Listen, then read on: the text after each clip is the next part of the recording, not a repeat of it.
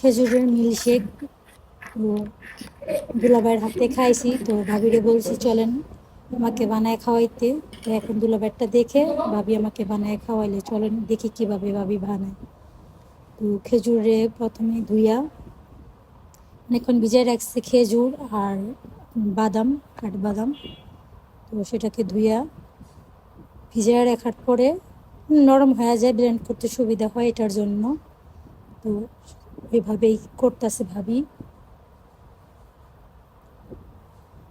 পরিষ্কার করে নেওয়ার পরে এখন কেটে দিবে। ব্লেন্ড করার জন্য কেটে নিলে ভালো হয়, নাহলে তো ব্লেন্ড হবে না, আর বিচিও ফেলে দিতে হবে।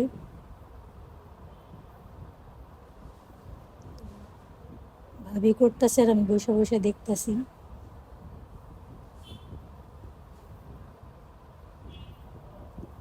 কাটা হয়ে গেছে সব। তো খেজুর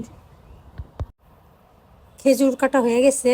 এখন এখন কিশমিশ অ্যাড করে নিব। তো বেশি কিছু লাগে না, কিশমিশ আর বাদাম আর মিল্ক দুধ আর খেজুর, এইটাই লাগে, আর বেশি কিছু লাগে না। তো এখন ব্লেন্ড করে নিব, চলেন ব্লেন্ড করে নিই। তো ব্লেন্ড করার জন্য খেজুর,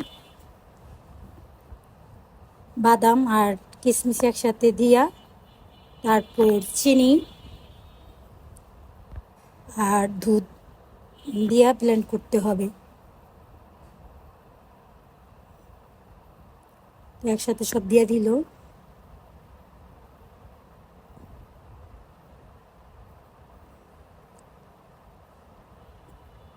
চিনি দিয়ে দিল, পরিমাণ মতো চিনি দিছে, খেজুর অনেক মিষ্টি হয়, তো চিনিটা কম দিলেই ভালো হয়। তো আর সাথে বরফও দিয়ে দিয়েছে, বরফ কুচি দিয়ে দিছে। তো বরফ কুচিটা খেতে না খুবই ভালো লাগে, ঠান্ডা ঠান্ডা লাগে। এখন লিকুইড দুধ দিয়ে দিছে। তো এখন মিক্স করে নিব, ব্লেন্ড করে নিব।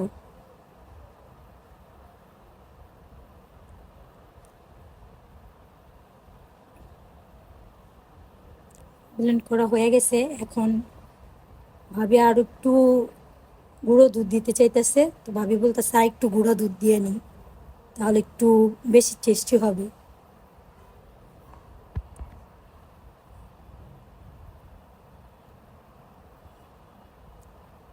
গুঁড়া দুধও সামান্য দিলে হয়, এমনি তো লিকুইড দুধ দিছেই,